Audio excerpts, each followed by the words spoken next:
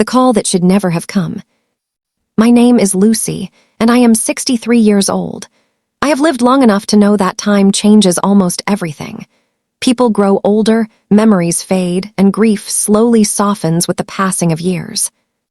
But there is one thing I believed with absolute certainty for most of my life. My brother Tommy died 42 years ago. We buried him on a cold autumn afternoon. I watched the coffin lower into the ground while my mother cried so hard she could barely stand. My father stared at the soil like a man whose heart had stopped beating, but whose body refused to follow. I remember thinking that day that life would never feel normal again. And for a long time, it didn't. But what I never imagined, what no one could ever imagine, was that 42 years later, in the middle of the night, the phone would ring. And the voice on the other end would say, "Lucy, it's Tommy." The call at 2 a.m. Last week started like any other. My evenings are usually quiet now. My husband passed away 10 years ago, and my 2 children live in different states with their own families. The house is peaceful most of the time, sometimes a little too peaceful. That night I had fallen asleep in my chair while watching television. Around midnight, I finally went to bed, tired but calm.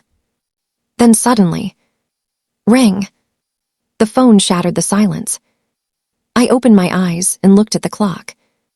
2:00 a.m. Calls at that hour usually bring bad news. At my age, that thought comes quickly and heavily. My heart started beating faster as I reached for the phone. "Hello," I said, my voice still thick with sleep. For a moment, there was only silence. Then I heard breathing. Slow, careful, almost hesitant. Then a voice spoke. "Lucy." My stomach tightened immediately. "Yes," I replied, sitting up in bed. There was a pause, and then the words that turned my entire world upside down. "It's Tommy." The name that froze my blood. My fingers tightened around the phone, so hard they started to ache. Tommy. My younger brother. The boy who used to follow me everywhere. The boy who laughed louder than anyone I knew. The boy we buried 42 years ago. "This isn't funny," I said quickly, my voice shaking. "Who is this?" "It's me," the voice said quietly. The sound of it felt strange, familiar somehow, yet older. "Tommy died," I whispered. "I know that's what you believe." My heart pounded harder. "Because we buried him," I said. The voice took a slow breath. "Lucy, I never died. Memories no one else could know." My first thought was that someone was playing a cruel joke. But then the voice said something that made the hair on my arms stand up. "Do you remember Grandpa's farm?" he asked. I didn't answer. "You used to hide cookies under the porch so Mom wouldn't see you eating them," he continued. My throat went dry. "That's not something anyone would know," he said gently, "except the 2 of us." I swallowed hard. "Say something only Tommy would know," I demanded. There was a small chuckle on the other end. "Okay," he said. "When you were 8, you tried to cut your own hair because you wanted to look like a movie star. You ended up with a bald spot, and I promised not to tell Mom." My eyes filled with tears instantly. I had forgotten that memory. But hearing it now felt like opening a door to the past. "Tommy," I whispered. "Yes." "The truth begins." For a long moment, neither of us spoke. I could hear the faint crackle of the phone line and the steady rhythm of his breathing. Finally, I asked the question that had been burning inside me.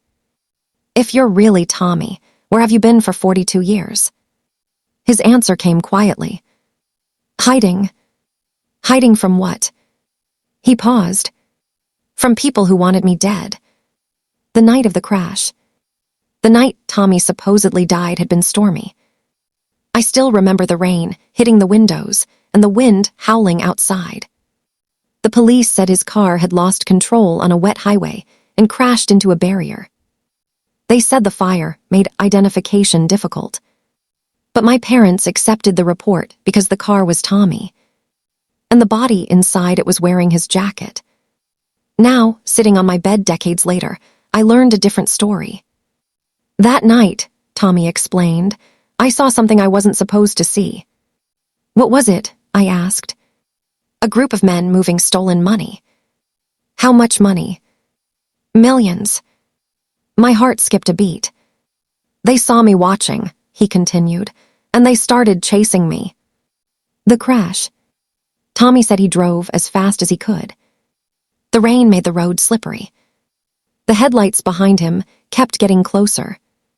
I tried to turn off the highway, he said, but I lost control. The car crashed. Hard. I remember the sound of metal bending, he said quietly. Then everything went dark. When he woke up, he wasn't on the road.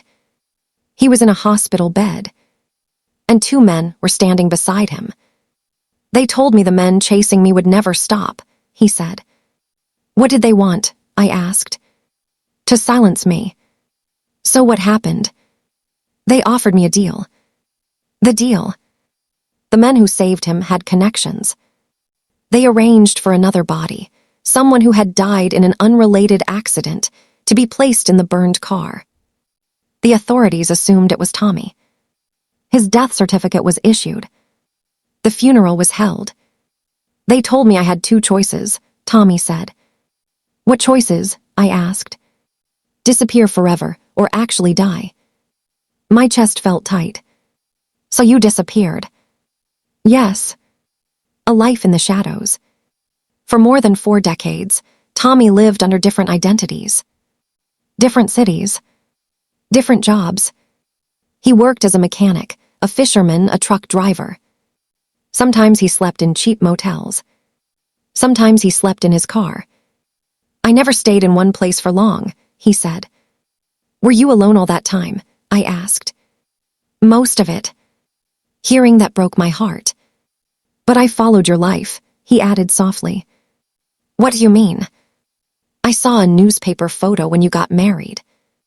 My eyes widened. You saw that? Yes. And when your daughter graduated college, I watched the ceremony from across the street. Tears streamed down my face. You were there. I just couldn't let you see me. Why now? Why call now? I asked. The men who wanted me gone are dead, he replied. All of them? Yes.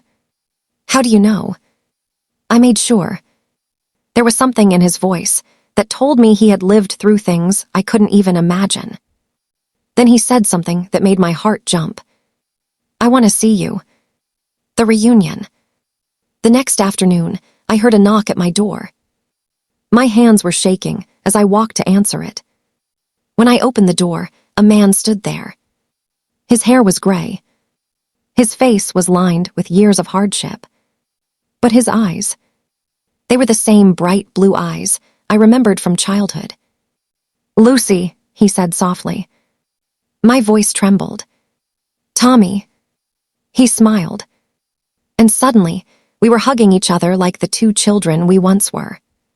For a moment, it felt like 42 years had disappeared. The lost time.